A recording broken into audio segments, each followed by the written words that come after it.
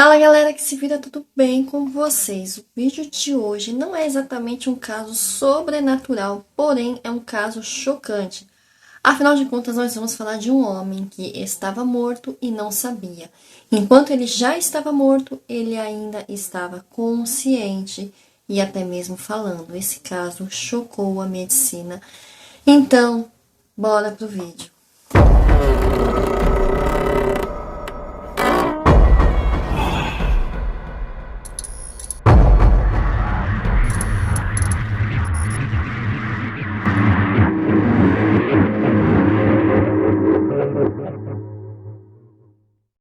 E sejam todos muito bem-vindos a este canal. Se você for novo ou nova por aqui, por favor, se inscreva neste canal. Curte, comenta, compartilha, ativa o sininho de notificações que é para você saber quando que tem vídeo novo. Meu nome é Maria Cláudia e este é o canal Depois dos 30 A Gente Se Vira. E hoje eu vou falar desse caso que eu achei assustador, embora não seja exatamente sobrenatural, mas eu acho tão assustador quanto um caso sobrenatural, que é uma pessoa que está morta e ainda não sabe que já está, como vamos dizer, medicamente morta, mas essa pessoa ainda não sabe, né? O corpo já morreu, mas a consciência ainda não, e ele ainda andava e falava, enfim, é bizarro, né? Mas também serve de alerta, né, que sobre o uso de bombas anabolizantes, enfim. É um caso que chocou a medicina, é um caso que até hoje é muito falado, né?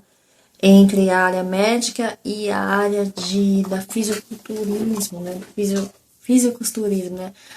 Andreas Munzer foi um renomado fisiculturista austríaco conhecido por seu físico extremamente definido.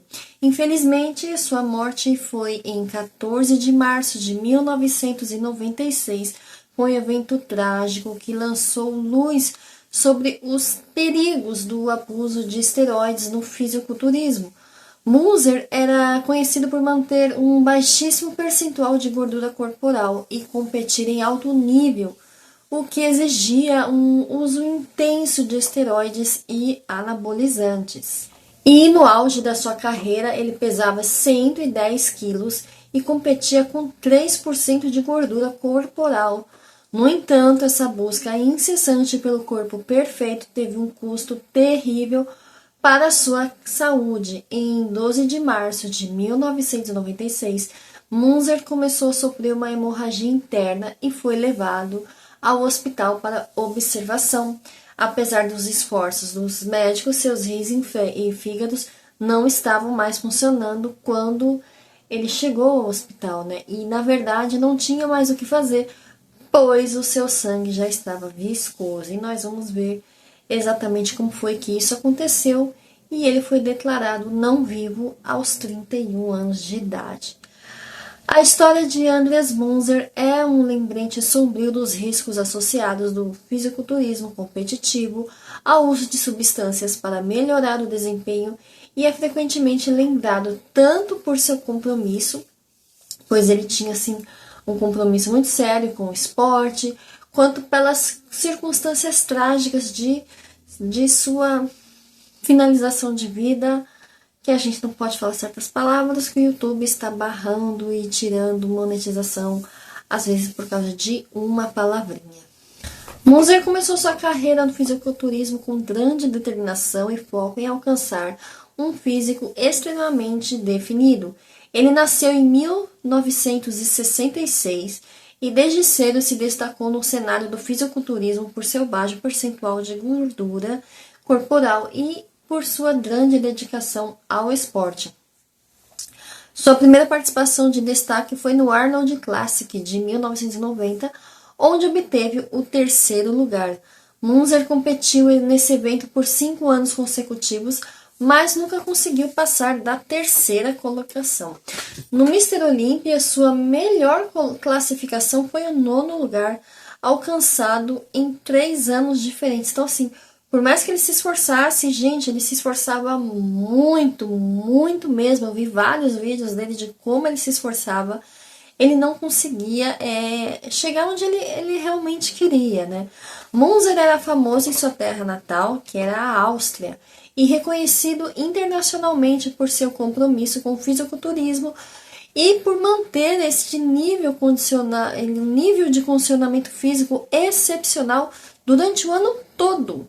As principais conquistas que ele teve no fisiculturismo ele teve muitas conquistas, né, inegáveis. Ele foi reconhecido no mundo inteiro pela sua luta, pela sua dedicação, mas ele teve assim o primeiro lugar na categoria peso pesado dos Jogos Mundiais Amadores da IFBB em 1989, terceiro lugar no Arnold Classic em 1990, uma posição que ele manteve por 5 anos consecutivos sem nunca ter passado dessa colocação, nono lugar no Mr. Olímpia, alcançado em 3 anos diferentes. Esses resultados destacam o compromisso e a dedicação que ele tinha ao fisiculturismo. Apesar de não ter acumulado muitos títulos em sua carreira, sua grande definição muscular era notável, embora algumas desproporções em seu físico possam ter impactado suas colocações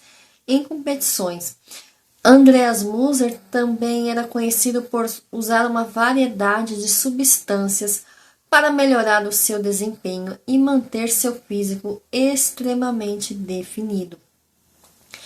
E ele usou muitas substâncias bem complicadas, né? E o maior problema foi a mistura e a grande quantidade que ele usava, como efedrina e muitos outros, né? E aí começou os problemas dele, né? A derrocada, né? E é importante ressaltar que o uso desses anabolizantes, desses esteroides para melhorar o desempenho pode ter sérias consequências para a saúde, como foi tragicamente demonstrado no caso de Munzer, né? A história dele também serviu para mostrar, né, como o descontrole, né? Eu não tô aqui para julgar quem usa, quem deixa de usar, mas o grande problema foi essa grande quantidade que ele usava. Era tudo ao extremo, né? E aí vocês vão entender lá no final, né? Porque você vai somar todas essas medicações que ele tomava, mais umas medicações que ele vai tomar para dor, que as dores virão, né? Porque uma pessoa que treina todo dia, ele não todo músculo quando ele treina, né? A pessoa quando ela treina, o músculo ele precisa de um período de descanso. Então, por exemplo, se você treinar braço hoje, amanhã você vai treinar perna e você vai dar descanso para os músculos das pernas, depois você vai dar descanso para o músculo dos braços. E ele não dava esse período de descanso para os músculos, então ele estava sempre indo ao máximo, quer dizer, além do máximo do que os músculos dele aguentavam. Então foi aí que ele começou a tomar muitos remédios para dor. E a dor, ela sempre é um aviso do seu corpo de que alguma coisa não tá legal. E se você começa a ignorar a dor, é aí que começa os problemas serem mais complicados, né? E a soma de uma dieta rígida, treinos intensos, drogas e falta de descanso, porque ele não descansava nunca, ele não descansava. A falta de descanso, assim, tornaram a vida dele uma bomba, né? Ele começou a viver numa bomba relógio, né? Infelizmente acabou acontecendo o pior, né? Ele começou a ter dores terríveis de estômago, né? Então ele começou a sentir essas dores de estômago e começou a tomar o famoso omeprazol, né? Começou a tomar remédios para estômago que no começo fazia um pouco de efeito, mas depois já não faziam mais tanto efeito, então ele começou a tomar cada vez mais. Então, assim, cada vez que ele sentia um pouquinho de dor, ele acrescentava mais remédios. Então, ele começou a tomar remédios à base de ópio, né? São remédios, assim, fortíssimos, né? Que é usado em casos de doenças terminais, em casos graves de câncer, né? Não é como você tomar uma dipirona para dor de cabeça, não. São medicamentos muito fortes, que são para coisas bem específicas e que precisam ser muito controladas. E ele tomava, assim, umas doses, assim, absurdas. Então, assim, a dor de estômago que ele sentia, que eram violentas mesmo, ele não sentia mais. Então, ele mascarava toda a dor, não só do estômago, mas também dos músculos que já estavam bem para lá do limite, né? Inclusive a forma física dele chamava bem atenção por isso, que você via os músculos dele eram bem nítidos, e como ele tinha praticamente 3% de gordura corporal, então você só via os músculos dele, né? E essas dores de estômago que ele tinha constantemente, elas eram causadas por vários tumores que já haviam se formado no seu estômago, né? Só que ele não fazia acompanhamento médico. Então imagina só, ele tomava uma bomba relógio de hormônios e de esteroides, mas não fazia um acompanhamento médico. Então assim, o corpo dele já estava tomado por tumores dentro, né, do estômago. Ele sentia as dores, mas ignorava essas dores. É como se ele deletasse as dores. Então, uma semana após ele ficar em sexto lugar lá no Arnold Classic, durante o qual ele sofreu com dores terríveis de estômago e ele já estava hipermedicado mesmo. E aí mesmo com toda essa medicação, ele continuava sentindo dores terríveis, até mesmo durante este campeonato, né? Então, logo depois desse campeonato, ele voava de volta para casa, né? E lá no avião, ele começou a ter uma hemorragia. Então, assim que o avião pousou, né, o fisiculturista foi levado às pressas para o hospital, né? Só que quando os médicos começaram a atender o Andreas Musa, eles não tinham mais o que fazer. Os médicos ficaram assim, um olhando para a cara do outro, sem saber o que fazer, porque ele já estava morto. Ele já estava não vivo quando ele chegou lá, só que ele, apesar de ele estar não vivo, ele estava sentindo as dores no estômago, ele estava consciente, mas ele não estava vivo. Em que sentido? Os rins, os órgãos não estavam mais vivos, o sangue dele já estava viscoso, então eles foram tirar assim um pouquinho do sangue dele para fazer os exames, que você chega no hospital, os médicos vão ver o que é que você tem e simplesmente não tinha sangue. Vocês já viram sangue coagulado? Então, ele tinha aquela pasta no lugar do sangue. E os órgãos dele não estavam mais vivos. Então, assim, apesar dele estar consciente naquele momento, quando ele entrou na sala de cirurgia, os médicos, assim, como? Eles ficaram, assim, paralisados, um olhando pro outro, chocado. E simplesmente eles não tinham como fazer uma transfusão de sangue, que ele estava precisando urgente de uma transfusão de sangue, porque ele estava tendo uma hemorragia interna, uma hemorragia muito grave no próprio estômago, e eles não tinham condições de fazer uma transfusão de sangue, porque o sangue dele já estava todo coagulado. É praticamente o sangue de uma pessoa que já faleceu algumas horas, sabe? Algumas horas, né? Quando a pessoa já está, né? Algum tempo cadáver, e ele ainda estava vivo. Então, assim, é chocante, né? Foi muito, assim, impactante. Aqueles médicos nunca tinham visto um caso desse na vida deles. Então, ali mesmo, durante aquela cirurgia que eles estavam abrindo, o médico, eles atestaram e eles falaram: este é um morto que anda, devido ao estado crítico que ele estava, o sangue totalmente viscoso, o seu potássio elevadíssimo, impossível fazer uma transfusão de sangue. Seu fígado ele já estava se desfazendo, ele já não tinha, mas o fígado dele já estava desmanchando praticamente. Então ele foi declarado como morto. Então, assim, não tinha mais o que fazer. Eu fiquei tentando ver, descobrir o que eles fizeram, mas eu acho que na hora que anestesiaram, que apagaram, né, não tinha mais como trazer ele de volta, né? Eu acho que na hora que anestesiaram, não sei o que aconteceu. Eu fiquei muito curiosa, tá? Mas e aí, quando eles anestesiaram para fazer uma cirurgia nele, que eles viram que ele já estava morto, né? Que eu fiquei tentando imaginar a cena, tá? Eles colocaram ele lá, né? Ele teve a hemorragia durante o voo, desceu do avião já com aquela maca para colocar ele dentro do hospital, colocaram no hospital, e aí quando os médicos abriram ele, falaram: mas ele já está morto. E aí? Ali já declararam ele morto, mas quando eles deram anestesia nele, ele estava vivo, mas não estava vivo. Declararam ele morto. E, gente, isso é muito bizarro. Então, assim, ele foi declarado morto naquele momento, né? Mas eles falaram, ele já estava morto quando chegou, mas ele estava consciente. Gente, olha que loucura. Olha que bizarro. É um caso, assim, extremamente bizarro. Os seus últimos dias de vida, né? Antes dele partir para esse voo, Ele reclamava muito dessas dores de estômago, reclamava muito mesmo.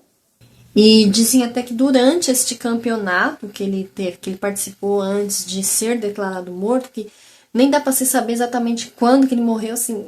Olha que bizarra a situação dele. Ele foi declarado oficialmente morto ali na mesa de cirurgia, mas ali mesmo no campeonato não dá para saber se ele já estava, ele já devia estar, porque se o fígado dele já tinha se desmanchado, o estômago já estava tomado por tumores, né? E outros órgãos já tinham falecido, então assim, nem dá para saber exatamente quando começou isso. As dores dele de estômago começaram alguns meses antes de Munzer para Columbus, em Ohio, para o Arnold Classic de 1996. No início era apenas uma dor e Munzer deu pouca atenção, mas ela continuou voltando, e ele começou a mencionar entre seus amigos de academia. Então ele tentou um tratamento que fortaleceria o seu revestimento de estômago. Então assim, além dele não tratar, ele fortaleceu, ele tomou uma medicação que fortaleceria o seu revestimento de estômago, o que tapeou ainda mais, né? O que deixou ainda mais, digamos, invisível, né, entre muitas aspas, o que estava acontecendo dentro do corpo dele e ele não conseguia ver, né? Munzer usava muito Nanben para aguentar as dores do pré-contest e de treino. Com isso ele começou a ter esses tumores no estômago, mas quase não sentia mais dor, e o Nuben, ele camuflava a dor e a dor vinha, então logo depois a dor passava, né? Mas com o tempo foi se agravando, então ele teve a tal hemorragia durante o voo, e quando teve o pouso foi levado para o hospital, né? E foi aí que os médicos, né, constataram que ele já estava morto, né, quando eles atenderam, né? Então eles fizeram a autópsia, e na autópsia foram encontrados 50 comprimidos de halotestin, que ainda não tinham sido digeridos. Gente, ele tomou 50 comprimidos para dor. 50. E eles ainda estavam lá fechadinhos, sem sequer terem sido quebrados pelo estômago dele, né? Após seu sexto lugar no Arnold no Classic, em 22 de março de 1996, o humor de Munzer permaneceu baixo. E aí teve um funcionário que disse assim para ele: cara, por que você não ri? Você nunca ri, né? Será que... Eu fiquei assim, mas será que ele já estava... Porque se ele já chegou no hospital morto, e eles falavam que ele nunca tinha... Bom, apesar que também tomar um monte de esteroide, anabolizante, derruba o humor. A pessoa, ela costuma assim não ter, né? Arnold Schwarzenegger era um grande ídolo para Munzer e enviou para ele uma coroa de flores com a seguinte inscrição: o último cumprimento para um amigo, em homenagem ao fisiculturista. Gente, esse caso me chamou muita atenção. É um dos casos mais bizarros assim da medicina moderna, né? Ela é da medicina contemporânea, do caso de uma pessoa que já estava morta, embora não soubesse que estava. Um pouco assustador, né? Um pouco triste, né? A forma como a vida dele chegou ao fim. Não precisava ter chegado ao fim dessa forma. Mas serve de alerta, né? Mesmo com essa história ainda até hoje, muitos fisiculturistas acabam se destruindo com o excesso de anabolizantes, né? Então, até onde vai a busca de um corpo perfeito? Aliás, nem dá pra dizer que um corpo desse seja perfeito, porque eu acho que se fosse perfeito não precisaria tomar tanta droga para chegar nesse nível de perfeição, se é que pode chamar-se de perfeição, né? E isso não tem nada a ver com saúde, né? Saúde tá bem longe disso. Bom, gente, esse é o vídeo de hoje. Não é sobrenatural, mas ao mesmo tempo eu acho que é. Porque eu acho muito assustador, né? Só de imaginar eu fico assim, gente, como? Mas é isso. Muito obrigada por ter assistido até aqui. Se você quiser algum tema de vídeo, põe aqui nos comentários. E se você quiser dicas de português, vai lá no meu outro canal. Tem aqui o link na descrição para você conhecer meu outro canal, que é o Português Sem Mistério. Te aguardo lá. Um beijo e até o próximo vídeo. Tchau!